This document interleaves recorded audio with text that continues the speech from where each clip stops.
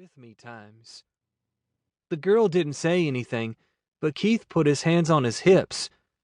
You go find somebody else to love, little rich boy.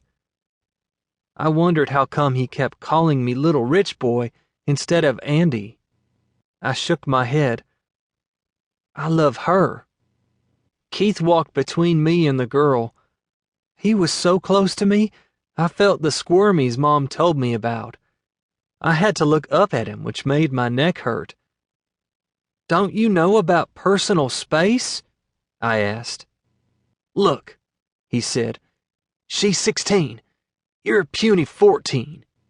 15, I said. I'm just small for my age. Why are you acting like you're 14 then? He laughed, and his teeth reminded me of the big white gum pieces Maggie liked. I hated them because they burned my tongue when I bit them. Leave him alone, the pretty girl said. Just ignore him and he'll go away. Don't it creep you out? Keith asked her. The way he's staring at you? The girl put out an arm and used it like a stick to move Keith away. Then she talked right to me.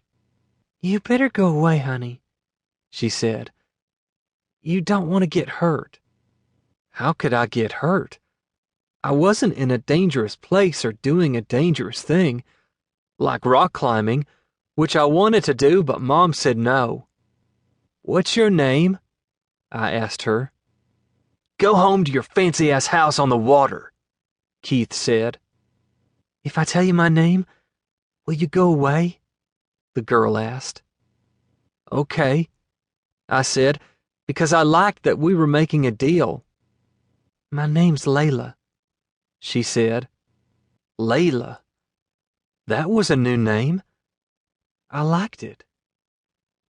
It's pretty, I said.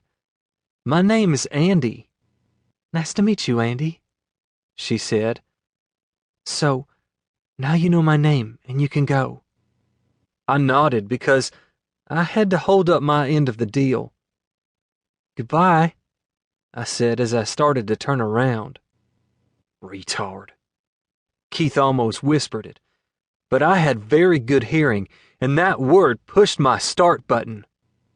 I turned back to him, my fists already flying.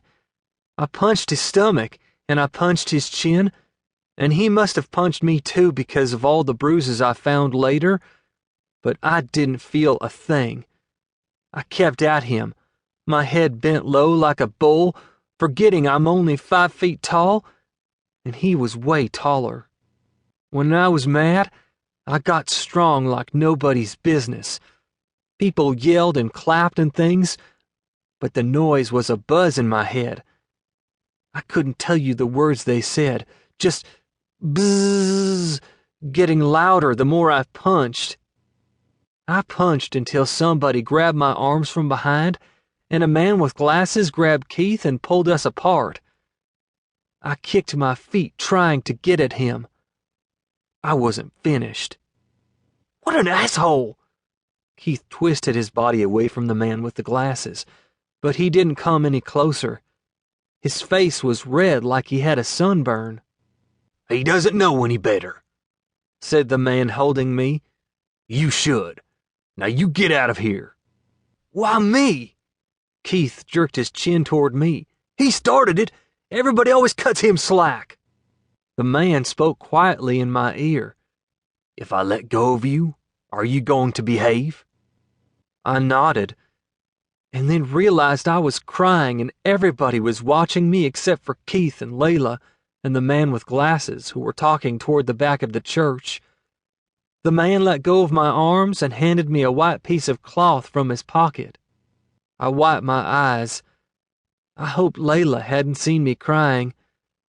The man was in front of me now, and I saw that he was old with gray hair and a ponytail. He held my shoulders and looked me over like I was something to buy in a store. You okay, Andy? I didn't know how he knew my name, but I nodded. You go back over there with Emily and let the adults handle Keith. He turned to me in Emily's direction and made me walk a few steps with his arm around me. We'll deal